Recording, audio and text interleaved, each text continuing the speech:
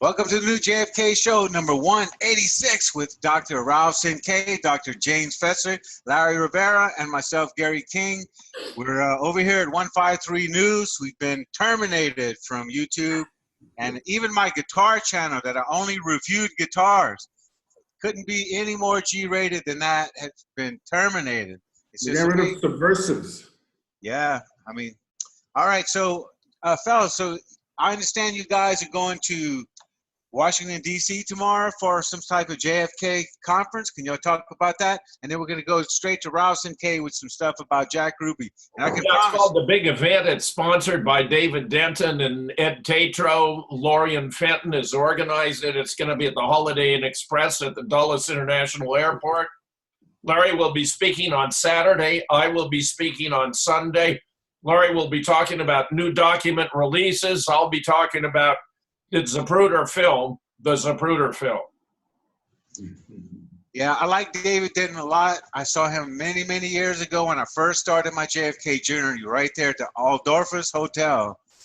And Ed Tatro didn't want to talk to me. He wouldn't go on the record. I had a radio show, but he said, oh, David Denton over there will do it. You know, so he gave me a very good interview, and we've all come a long, long way since then. In fact, I remember Larry Rivera was proud that Doug Horn even mentioned his name.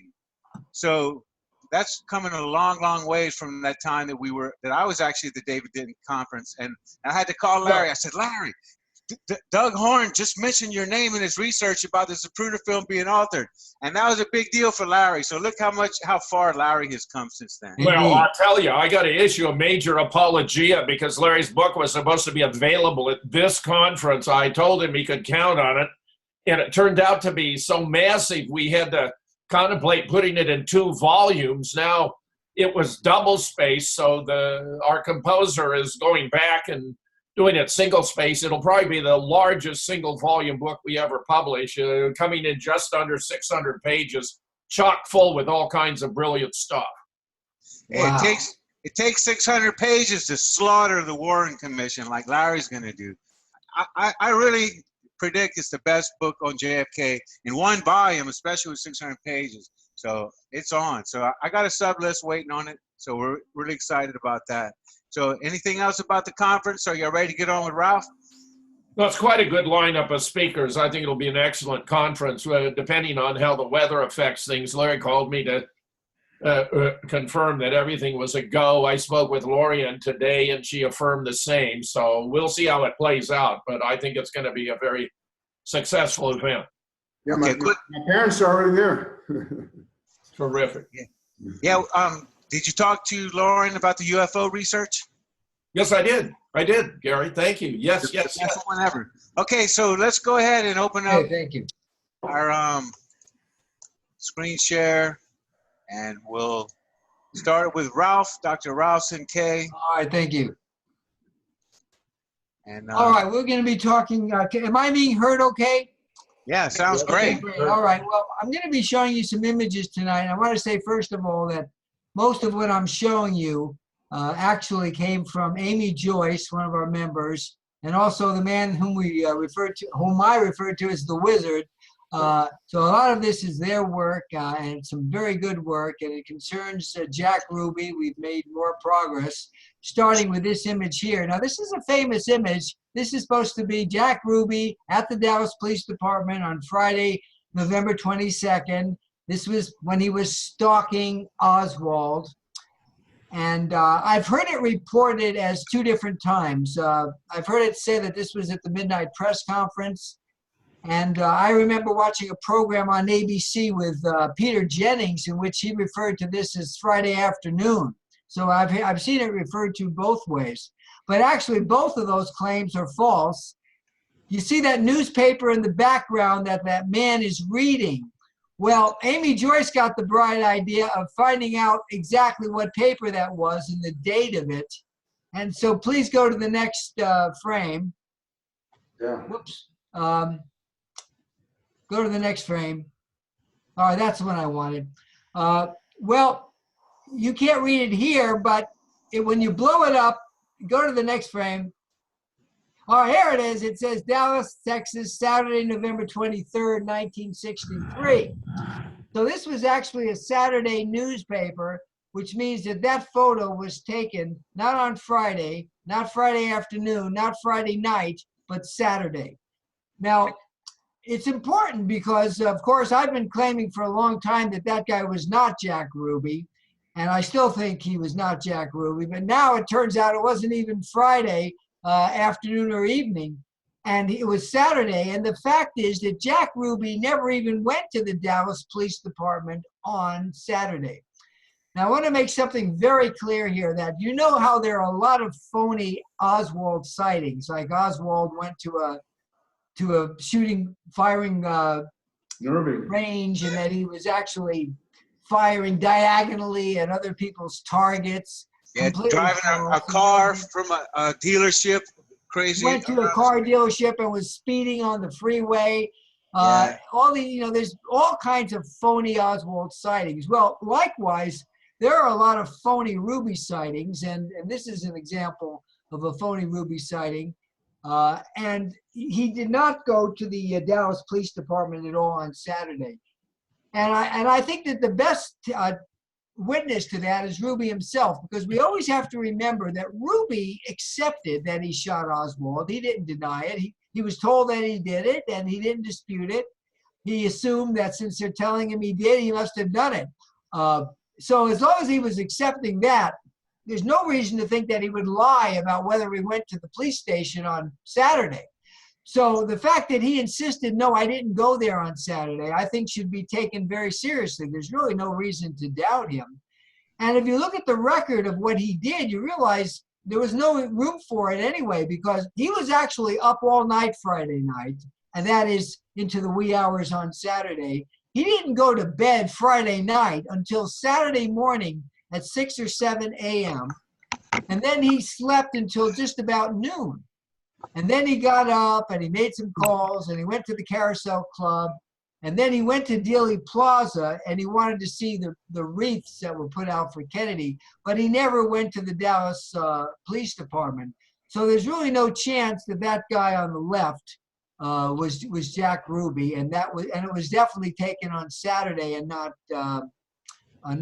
Friday. Now, the reason I put this image up is because the image on the right is you might say, a brand new image of Jack Ruby. When I say brand new, I mean it's as recent as this year. It was never seen until a few months ago. It was taken from a parade in Dallas that occurred in 1960. And I don't know exactly how they realized that he was in it, but there's a few seconds of him, and it does appear to be him. Again, it's from 1960. And what you see him doing is a very peculiar thing, in my opinion. You see him wearing that hat there. Well, what he does is he takes the hat off, and then he takes a comb, and he combs the little bit of hair that he had, and then he puts the hat back on. That's what he's doing there. He's putting the hat back on after combing his hair. But, I have to wonder, first of all, if he's wearing a hat, why does he have to worry about whether his hair is combed? And secondly, if he's going to comb his hair and put his hat back on, well, obviously the hat is going to mess up the hair. So it just seems like a very eccentric activity to me to be doing that. But that's what he did. Ralph, frankly, of those two pictures, I would have thought the guy on the left was Ruby and the guy on the right is not. I mean, okay, but that is the exact opposite of the case. So the guy on the right is Ruby and the guy on the left is not. But the reason I put this image up is because I want you to compare their noses. The guy on the right, Ruby, as you can see, he did not have a sunken nasal tip. He did not have a hook nose. He had in the field, they refer to it as having good tip elevation. He did have good tip elevation. There was nothing sunken about the tip of his nose. Whereas the guy on the left, on our left, has got a nose like a bird. It's very hooked. It's a very Roman nose. It's very curved down, and they're very, very different. And there's really no way that those two men could be the same man. And there's another interesting thing is this. And this was only put forward recently by Randy Gunter, who's another one of our members, and he's very prominent on Facebook. But when you look at that image, it looks from this distance as though there's a little tuft of hair on top of the head of the man on the left. But actually what we're seeing there is the very top of the head and the hair of the man in the jacket that's standing deep to him. And so this particular man is really just about completely bald on top. And there's really no way that he could have been Jack Ruby. So the thing that I'm left with as a puzzlement is to wonder what really happened here. Was this a case in which there was a man there that just happened to look kind of sort of like Ruby and they decided afterwards to declare that he was Ruby? Or is this somebody that they groomed to be a Ruby double and placed there? Doppelganger. And I'm more inclined to think that it's a Ruby double that they placed there. And it's a very spooky thing if it's true, because you know how they had Oswald doubles? Well, if they had this Ruby double that was in the works for a while, it means that they had plans for him way before the assassination. Perhaps they didn't know what they were going to use him for, but they definitely had plans to frame him. They had patsy plans for him that went back months or longer. So, well, just to review the bidding, how did you establish the fellow on the right is the real Jack Ruby? Well, we have other images that are very satisfactory in comparison to him there. And I have another image of him there that I'm going to show you that I also think is quite compelling. Have you ever thought of running these past Beverly Oliver, who of course knew Jack Ruby? Well, no, I never thought of that. Go to the next one now. Okay, go to the next. All right, now the next. All right, now this is a very important thing to me. This is taken from a narrative, you might say a diary that Ruby wrote. And he wrote this after he was tried and after he was convicted and after he was sentenced to death. It's basically, it was an autobiography, really. And the weird thing is they got a professional writer to help him. The man's name was William Reed Woodfield. Have you ever heard of him, Jim? No. Okay, well, he was a prominent television screenwriter. He wrote a lot of TV shows. Probably the most famous one that he wrote was Mission Impossible. Remember? Yes. Well, I know the show. You know, that spy show. He wrote the, and then Tom Cruise ended up making several movie versions of it. But the original Mission Impossible was written by this guy, William Reed Woodfield. And they brought him in to help Ruby write his story, which I think is weird. I have to wonder who did it. I mean, did Ruby's lawyers do it? I can't imagine that they would have done it. So somebody, I think, on the other side did it. So anyway, he's talking about what happened on that Sunday morning. So he says, I reached the bottom of the ramp. He's speaking now, being there at the site of the Oswald shooting. I didn't see anyone I knew. I put my hands into my pocket to be comfortable, and I walked to get a closer view of whatever was going to happen. Suddenly, there was a great commotion. Out walked Oswald. He was about 10 feet from me.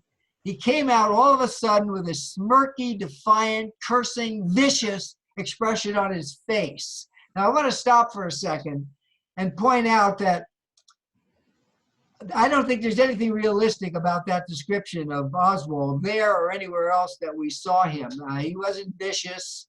He wasn't defiant. He certainly wasn't cursing. So I think in a way, Ruby was reading just from his own imagination into what he claims to have seen on Oswald. And then he said, I can't convey what impressions he gave me. There was no one standing by me. Suddenly this person pops out, meaning Oswald. And then he says this is Ruby. I must have pulled out my gun and taken a couple of steps. Now, when a person says an expression that I must have done something, what they're really doing is expressing doubt that they did it. Because if they knew they did it, he would have just said matter-of-factly, I pulled out my gun and took a couple of steps. By couching it in that kind of expression, I must have done it, means that, well, they told me I did it, so I must have done it, but he's not really aware of having done it. And that's was his story always from beginning to end. It says, the police, could have blown my head off. I only shot him once. This was at 11:20, 3 minutes after the time of the wire. Now that's a parenthetical expression, and I have a feeling that Mr. Westfield probably wrote it. I mean, I doubt that Ruby would have written it. And then he says, I had no thought of doing any violence to anyone when I went down there. I didn't even think about it. And I want you to think about something that I think is very supportive of that. And that is that if Jack Ruby had any intention of shooting Oswald, he certainly would have showed up on time. The only time ever given was 10 a.m. And when it didn't happen at 10 a.m., there was no advisement. They didn't give any update. They didn't say, all right, it's going to happen now at 11 o'clock or 11:15. They didn't say anything. It was just all in the dark. So there's no way that anybody could have tipped Ruby off to come at 11:20 because nobody would have known. They simply gave no advisement. The reporters were waiting, but they really had no idea when he was going to show up, and they were just going to wait until he did. So there's really no way that Ruby could have known in advance that that Oswald was going to be brought out at 11:20. And I'll tell you something else. If it's your intention to shoot someone to death, and you know it's going to happen at a certain time, not only are you going to get there on time, but you're probably going to get there a little bit early because, you know, things can go wrong. You could get stuck in traffic. You're going to, you know, just like when you catch a flight, you don't show up 2 minutes before the flight. You get there early. Well, it's the same way if you're going to shoot somebody. So if he thought that Oswald was going to be shot at 10, certainly he would have gotten there by, say, 9:45, maybe even 9:30. So the fact that he came waltzing in at 11:20 tells you that he had no intention of shooting Oswald. So then he says after that, the only thing he can remember is being down on the floor. And I said to the police, you don't have to beat me. You don't have to beat my brains out. I'm Jack Ruby. What am I doing here? What are you guys jumping on me for? Why am I here? I'm Jack Ruby. I'm not somebody that's wanted. Now, whether he really said all that, well, if he did say all that, the guy in the garage certainly didn't say all that because we can see it. There's audio in the garage. If he said all that, we'd see him speaking. We'd presumably hear him speaking. At least we'd see his mouth moving that he was talking, and the shooter never spoke that we can see. So, but the fact that Ruby would say all those things demonstrates that he was not aware of having done anything wrong. As far as he knew at that time, the police were jumping on him for no reason of which he was aware. And then so they just jumped him? They just jumped him? Grabbed me into the elevator. They brought me upstairs. They told me I shot Oswald. That was the first time I realized what I had done. And I said, oh my God, oh my God. All right, so that's the end of that. But, you know, this is a very, very peculiar thing because if any one of us were in a situation where we went somewhere knowing we hadn't done anything, and then the police jumped us and told us, you know, you shot that guy. There is absolutely nothing that they could say that would convince us that we did it if we knew we didn't do it. And it wouldn't matter if there was 100 of them telling us that we shot the guy or 1,000. Any one of us, if we knew we didn't do it, we would say, you are all full of shit. I didn't shoot anybody. We would never budge. We would never relent on that. Because we have confidence in our own cognitive ability. We wouldn't doubt ourselves. And not only that, but we would also know that we're not a person who would just go up and shoot somebody. It's just not who we are. It's impossible that we could behave that way, and we would never give an inch on it. So the fact that Ruby allowed anybody to talk him into thinking that he shot Oswald just shows you how weak he was in his mind, you know, his ability to reason. It was very, very compromised. All right, go to the next frame, please. All right, I brought you this because this is how the story of his narrative was titled. They told me I shot Oswald. I mean, I'm almost surprised that they allowed that to be the title of the story, and because it just emphasizes the fact that Jack Ruby had no memory of having shot Oswald. He had no awareness of doing it. And the only reason he came to accept that he did it is because he worshiped the Dallas police so much that if they told him he did it, he just couldn't suspect them of lying. And so therefore he accepted that he did it. But it's a very, very strange thing. And I'll tell you something else that's strange. This case that I've described of Ruby being unaware that he shot Oswald and not finding out until afterwards is basically the basis for what the defense did for him at the trial. They basically said that he had no awareness that he did it, but he was basically unconscious at the time. It's like he was in a trance or he was in just a sleepwalk kind of state. And therefore, he had no moral responsibility for doing it because he wasn't even aware he was doing it. It was like a robot. Well, that argument was attacked by the prosecutor, Henry Wade, and he successfully got the jury to ignore it and to refuse to believe it. He basically told the jury that no, Ruby did this with full intent, full awareness. He made up his mind that he was going to shoot Oswald, and he did it.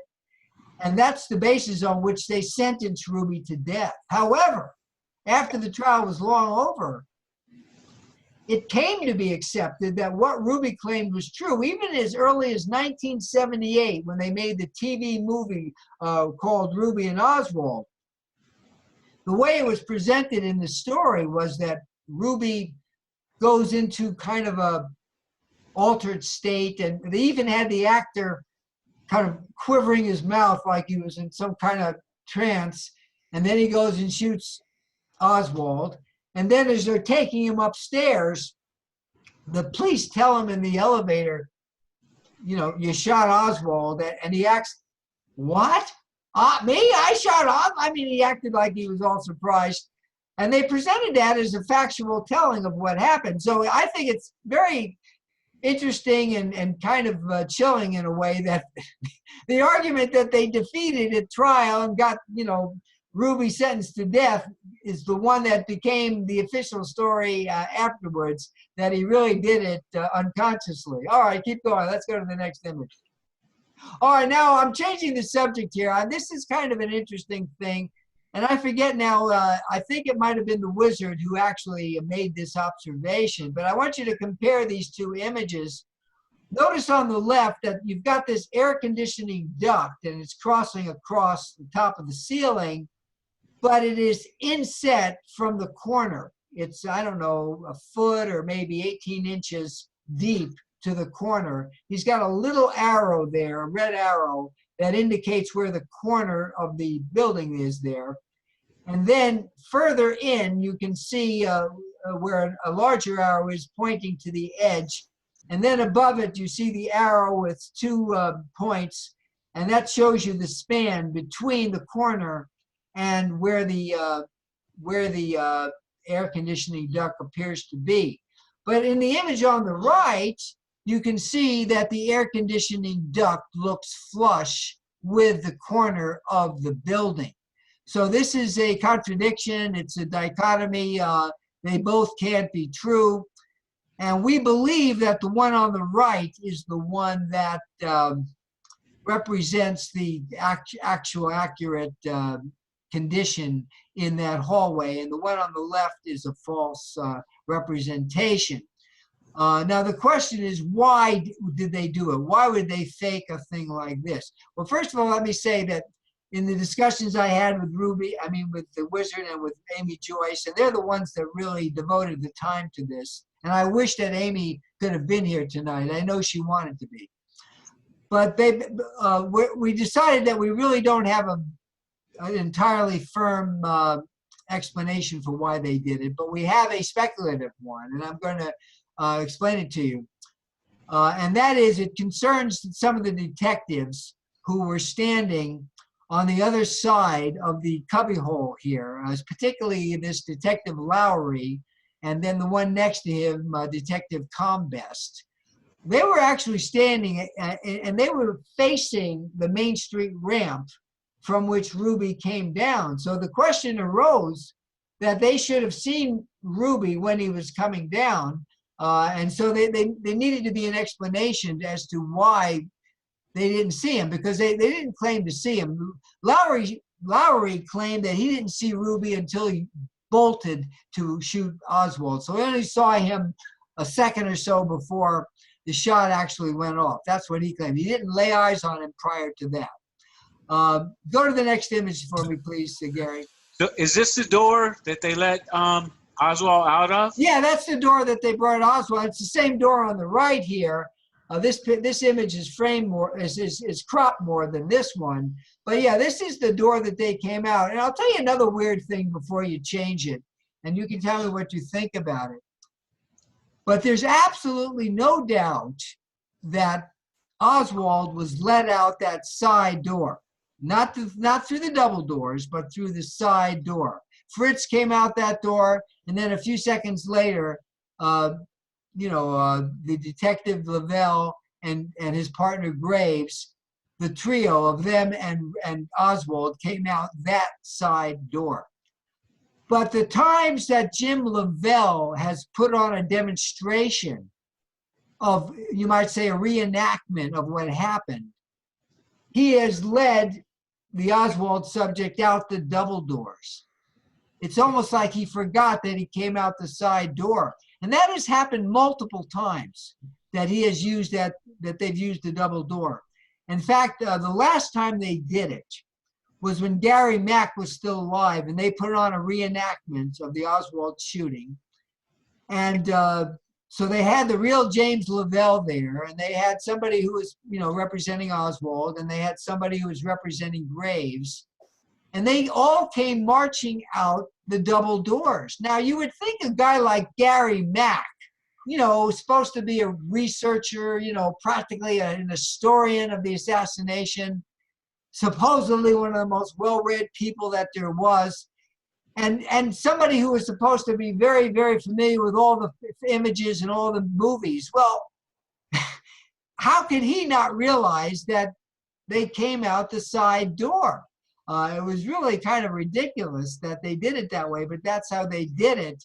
And then what they did was something that I think was even more ridiculous. There were lights, and one of the excuses that people gave for why they didn't see Ruby is because of the blinding lights of all the television cameras. Well, when we see the films, we watch the various footages, the NBC footage, the KRLD footage, and the other footages, we can see how light they were, and they weren't that bright. They weren't that bright. But when they filmed it that day, they had all these very heavy, heavy flashes, and they made it so blinding that, yeah, you couldn't see anything. But that was not an accurate, duplication of what had happened anyway. So that was another false thing that I can attribute to Gary Mack. All right, go to the next. Ralph, before we go, the angle's not exactly the same, mind you. I'm wondering whether both photographs could be accurate from their perspective. Well, I'll tell you what, I don't really think so, Jim. I'll tell you why, because there was actually a little bit of an abutment that you can see in both images, and it appears as a vertical line. Now, there's nothing I can do to point to it, but if you, in other words, you've got the wall coming that is flush with the door, and then it reaches an abutment where there's a little bit of a projection, and it appears to us as a line, and you can see it in both images, a vertical line, and then you get to the corner, and then when you get to the corner, of course, it goes around the corner, and but the one who drew this was the wizard, and I do, having seen it larger, I can tell you that he did do it accurately, that where the little red arrow is the corner, and it corresponds to the one red arrow that we see on this side. Anyway, go to the next image, if you would. All right, this is another image I just want to demonstrate, and again, this is the work of the wizard. This is the UPI ABC film, and you can see here that the air conditioning duct is perfectly flush with the corner. And you can see the abutment in this one too. Again, it's very faint here, but there's a little bit of a vertical line because there was just a piece that sort of jutted out a little bit from the rest of the wall, and it appears to us as a very, very faint line. But so anyway, the air conditioning duct definitely was at the corner. It was not inset. Go to the next image, if you would. All right, now I want to read this testimony. This was the testimony of Lowry, and this is the reason I think why the Wizard and Amy Joy started thinking that they may have messed with that because they were interested in using that air conditioning duct as an alibi for this guy not seeing Ruby when he came down the ramp. So he says, the investigator says, "Did you see anybody coming down?" And he's referring to the Main Street ramp. He says, "No, sir. If you will notice this, indicating there's an offset here." So he even used the word offset, Jim. That's what he's talking about. Yeah. And from my position, I would only see a short distance up the ramp. And there's also a drop-down air conditioning central heating unit back in here that if my view hadn't been obstructed on that side, I would have been able to see, I was unable to see more than a few feet up the ramp. Now it's not true. We've looked at images from that angle, and really he could see, if not all the way, most of the way up the ramp. So what he said wasn't true. I understand from your statement, this is the investigator again. I understand from your statement that you could not have seen their faces as they came down the ramp because of the obstruction. But you could have seen their feet, couldn't you? And he wasn't even, in other words, okay, so you got this air conditioning thing, but it wasn't blocking the feet. So Lowry says, no, I wouldn't be able to. I didn't see anybody coming down the ramp. They could have possibly gotten down there without me seeing them, but I didn't see any feet or any person coming down the ramp at all. And again, I didn't bring it, but we have an image which shows the ramp, and from where he was standing at that corner, he certainly would have seen. So as far as I'm concerned, this is all excuse making. This is all just a big alibi for basically making up an excuse, a reason why he didn't see Ruby when he came down the ramp. Anyway, you go on to the next image. All right, Jim, this gets us back to that image I showed at the beginning, and you asked about Ruby and whether this was really Jack Ruby. It's from WFAA. That's the local, I think it's an ABC affiliate, and they're still going today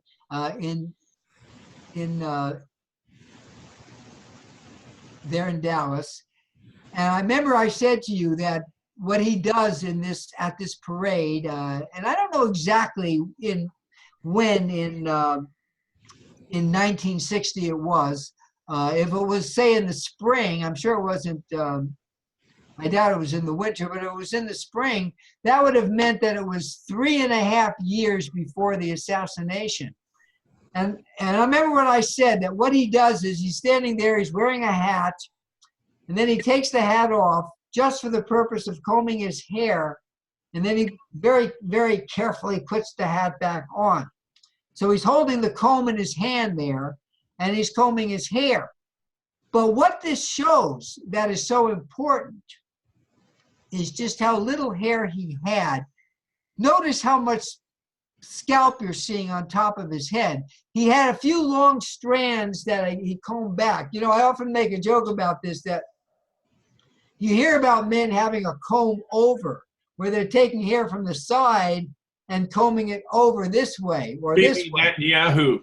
Well, he happened to have a few strands in front, and he was basically bald entirely behind it. And so he had a comb back. So he let his few strands in front grow very long, and he would just comb them back to try to cover up as much scalp as he could. But as you can see there, he's got a lot of daylight, and there really is not much hair at all on the top of his head. But the other thing I want you to think about is the fact that this was 1960, and it was 3.5 years before. And a man can lose a lot of hair if he's in the direction of losing hair, and Ruby was.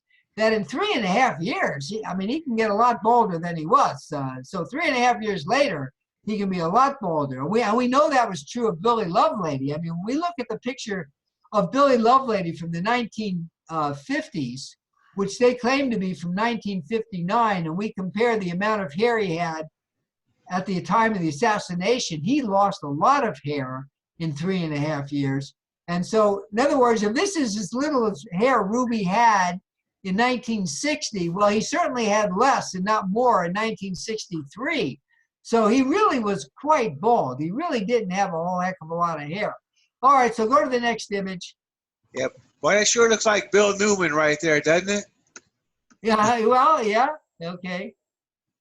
All right, now this is an image of Jack Ruby from his trial. I don't know, he's standing there with one of his lawyers. And if you look at that picture, you certainly get the impression that he's got some of that temporal diamond shape to his hair. But other than that, he looks like he's got good coverage all across the top of his head. And it is certainly a gross exaggeration of the amount of hair he had. So there was a policy throughout the U.S. media to depict Jack Ruby with more hair than he had. And I'm going to get to the reason why later. And it's only a speculation, but it is weird. And it's also very chilling to think about how widespread the practice was of showing Jack Ruby with more hair. It makes me think that even back then that the CIA, or at least the U.S. intelligence community, had people planted throughout the U.S. media, basically at every major newspaper, that they had their people controlling content, controlling images, and making sure that, the right story and the right message was being sent.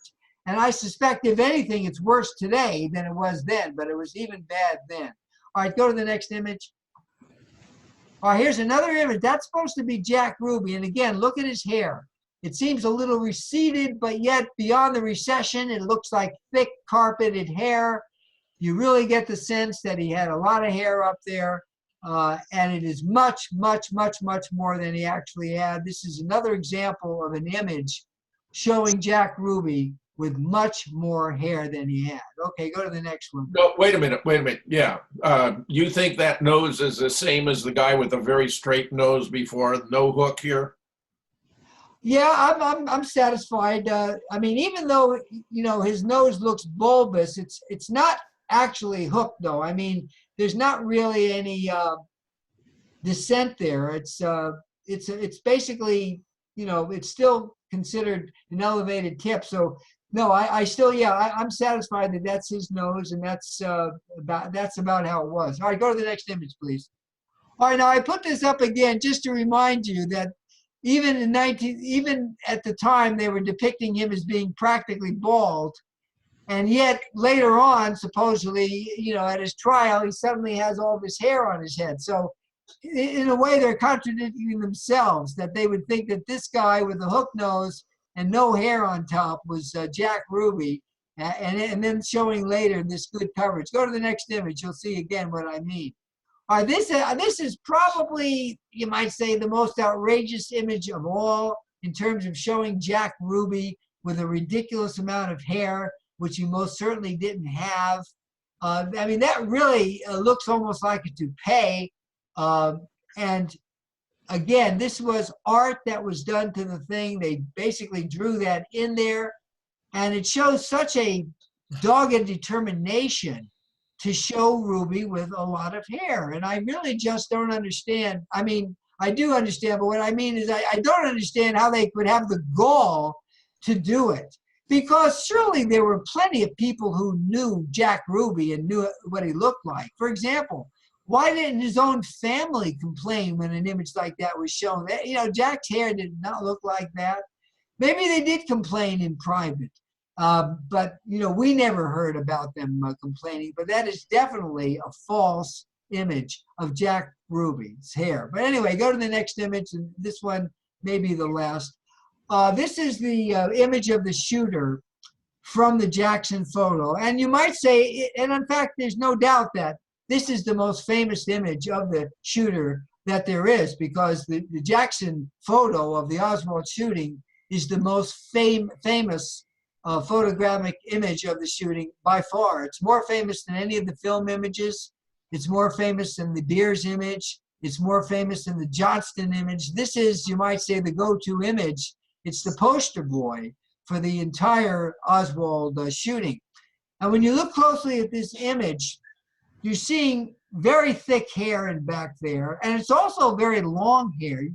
Can you see how that hair is curling up at the bottom? It really looks like a mop. I mean, it really has just a very, very, very thick look. And even though from this distance we can't see it too well, Amy Joyce pointed out that it's even very thick and woolly at the sideburn, and especially for a man of that time, because this is, you know, pre-Beatles, long hair wasn't in yet, and this would have actually been very long hair for a man in 1963.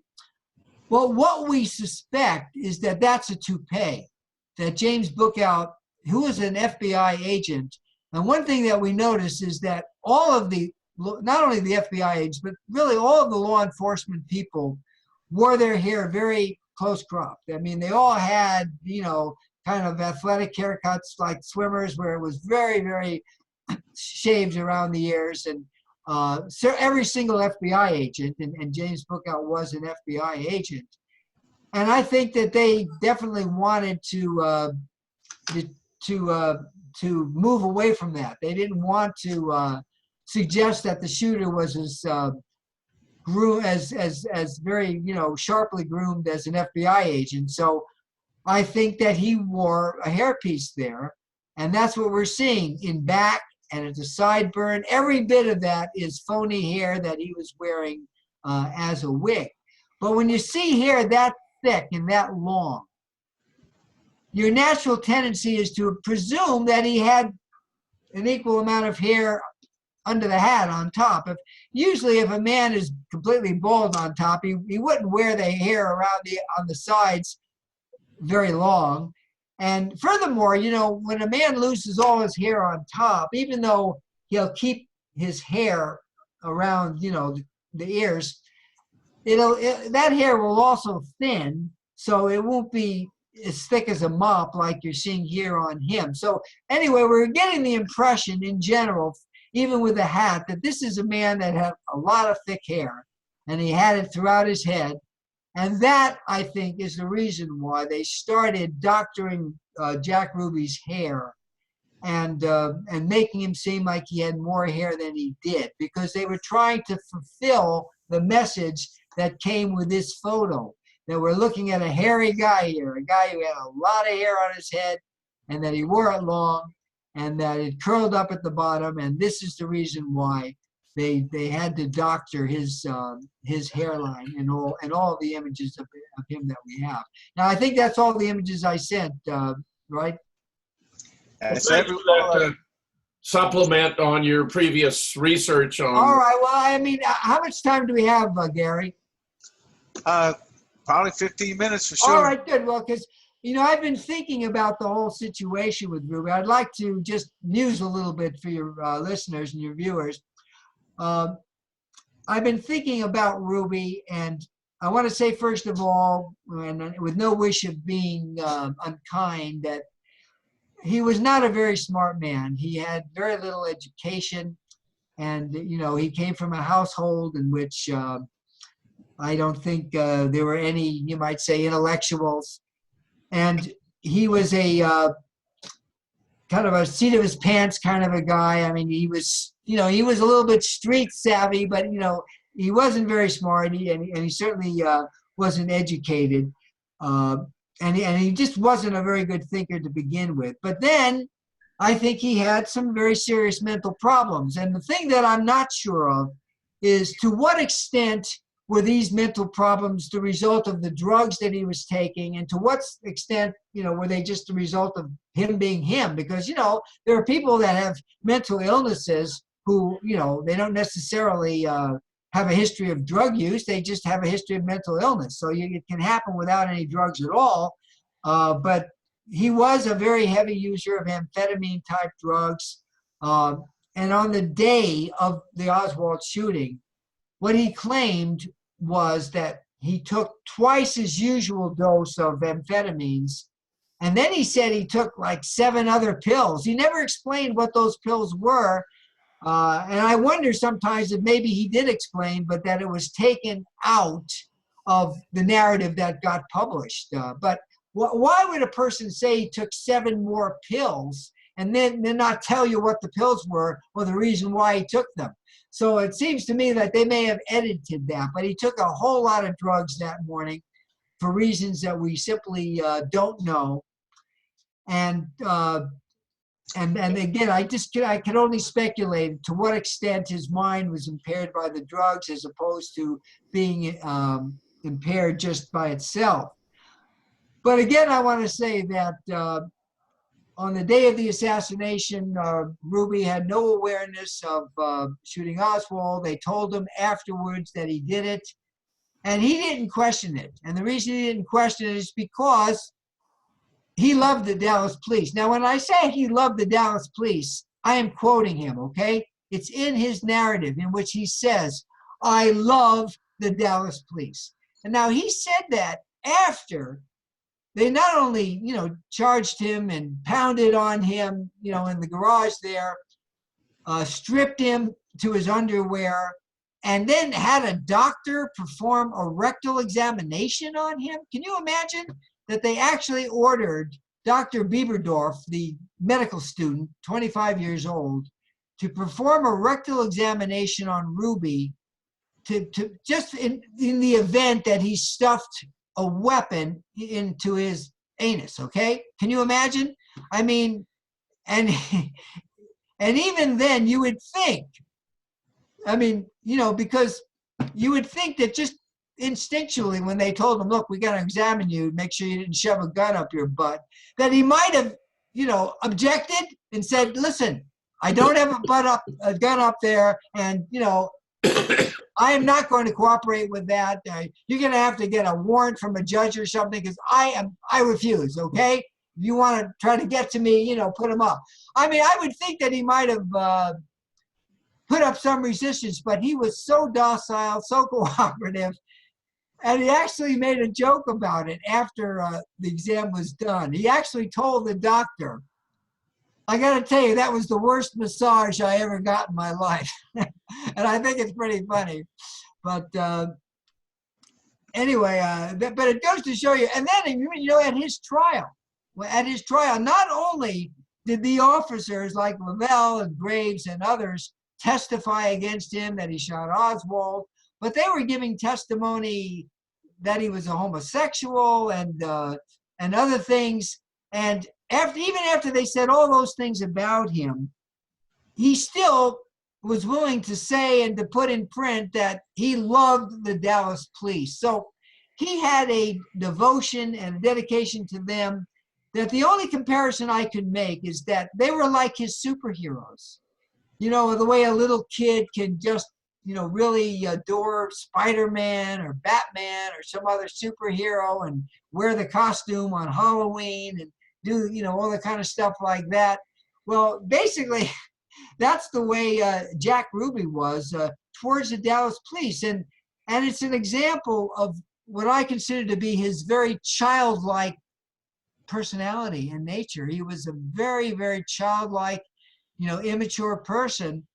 And I think they knew this about him, and they were keenly aware of just how totally enamored with them he was. And I think that somebody, and I don't know who, but somebody must have come up with the idea, if we can get Ruby there, we can just tell him that he shot Oswald. And if we tell him that he did it, he's going to believe us. You see, Ruby, because of 2 things, because of his tremendous drug use, taking all these amphetamines, and because of his severe sleep deprivation. He was one of those guys that routinely stayed up all night. He would very, very often just catch a couple hours sleep, maybe sleep from, 6 to 9 or something and call it a whole night's sleep. There's a guy named Ken Rohm, R-O-H-M, who's got a website that's called The Timeline of Jack Ruby. And in it, he has collected all of the reports, including Ruby's reports, but also the reports of others, of Ruby's activities during the last 4 days, the Thursday, the Friday, the Saturday, and the Sunday. And in the course of those 3 nights, Jack Ruby got a total of 7 hours sleep in 3 nights. And that was actually typical of him. He often went, and he was such a chronic insomniac. Now, here's what happens to people who are just who suffer with extreme sleep deprivation. What can happen to them is they can crash. They can just literally suddenly just sort of doze off, or they can just go into a kind of a half sleep-like state in which they're kind of half asleep, half awake, and then they do things, and then later on, people tell them, you realize what you did? Yeah, you got up on the table and you were dancing, blah, blah, blah, and the person just has no memory of doing it. And Ruby was used to that. He was used to being told that he did outrageous things at the club in the wee hours of the morning, and being told the next day that he did that, and he would have no memory of doing it. So when they told him that he shot Oswald, he was already used to being told that he did things that he couldn't remember doing it. And so he probably thought it was another one of these little lapses that he has. Sometimes they refer to it as a blank out. A blackout is when you just, collapse completely and you just are completely unconscious. But a blank out is where you're just kind of in this half trance-like state. You're kind of half sleepwalking, but yet you're still doing things.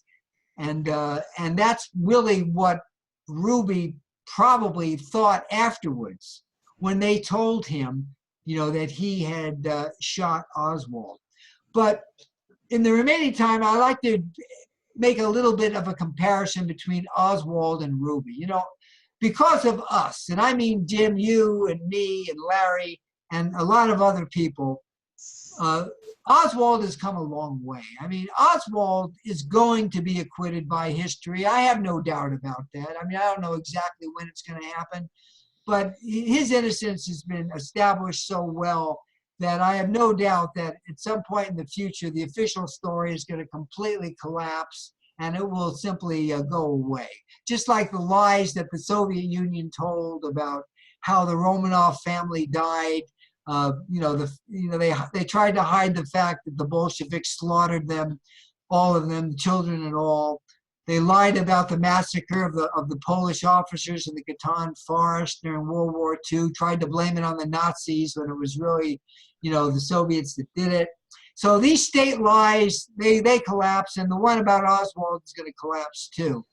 And Oswald himself, at least, was a good defender of himself. He lived 2 days.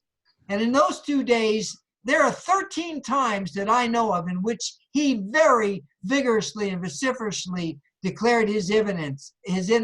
I didn't shoot anybody. No, sir, I didn't. He said things like that.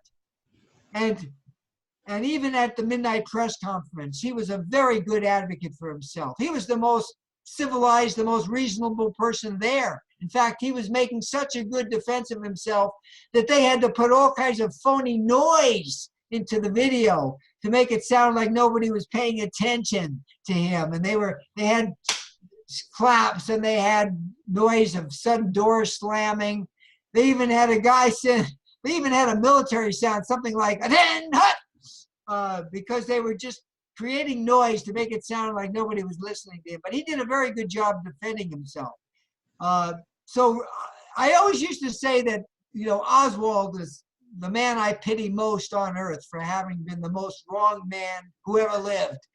But I actually feel now that Ruby, in a way, is the most wrong man who ever lived, because at least Oswald got to say he didn't do it. At least he got to say that he was just a patsy. But poor Ruby was so befuddled. He was so confused he was so much in the dark about what really happened that he died not knowing what they did to him, not knowing what happened. And he was completely, totally in the dark. So basically the difference is that Oswald is really on the verge of being vindicated. It's going to take just very little more before the entire story of his guilt is going to just collapse and implode, and he's going to come out of this all right. Whereas in comparison, Ruby, all we've done really is just make a beachhead. You know, we've landed on the beach of Normandy. We've basically secured about 200 yards of beach, but we still have the whole continent of Europe to liberate yet before we're going to get to where Ruby is going to get justice for having been wronged and having been framed and never having shot anybody. And so there's a lot further to go. And like I say, I feel in a way that at least Oswald was standing on his own 2 feet. He got to defend himself. He had 48 hours or nearly 48 hours to declare his innocence, and he did. He did it well. They lost a lot when they failed to kill Oswald in the theater. They hoped to, they planned to. And the thing is, they didn't have anybody in that theater that just was outright, you know, instructed to kill him. Those were cops that they just felt that the pressure of the circumstance and the fact that Oswald was armed, which he was, that would have been enough that somebody would have shot him. And somebody got close. I'm sure that one of those cops holding the rifles, somebody may have done it, but it turned out nobody did.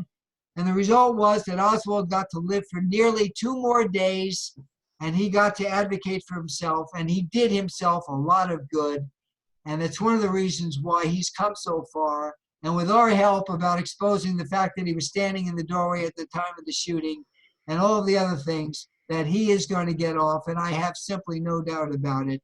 And I hope the same is going to happen for Jack Ruby, but he does have a lot farther to go. All we've done is just, lit the first candle for him. There's a lot more work to be done. But in my mind, I want you guys to know that I am just as certain that Jack Ruby was innocent as I am that Lee Harvey Oswald was innocent. And I will leave it at that. It's fortuitous that he has a champion in you, Ralph, because you've done so much for Lee Oswald. You may be able to replicate your success with Jack Ruby.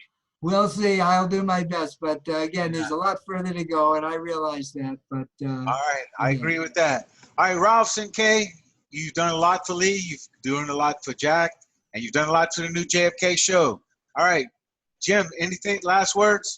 No, I think it was really quite remarkable and a wonderful supplement to Ralph's earlier work on this. Listen, I want to wish you guys the best of luck with your new format on the new station, and I think it's very regrettable that you've been persecuted the way you have, but it's only because you're good at what you do that they're doing it. And I really applaud you for having the determination to just keep going. You found a way to go around them, and I'm going to advance this as much as I possibly can. Yeah, everyone, we need to push out that we're on 153news.net, 153news.net. And everyone needs to email that to everyone that we know that loves JFK, because that's our new home. All right. I'll get it up on the Oswald Innocent blog. Thank both of you. Thank you both. JFK show number 186. Have a good conference. Have a good night, man. Thank you. All right.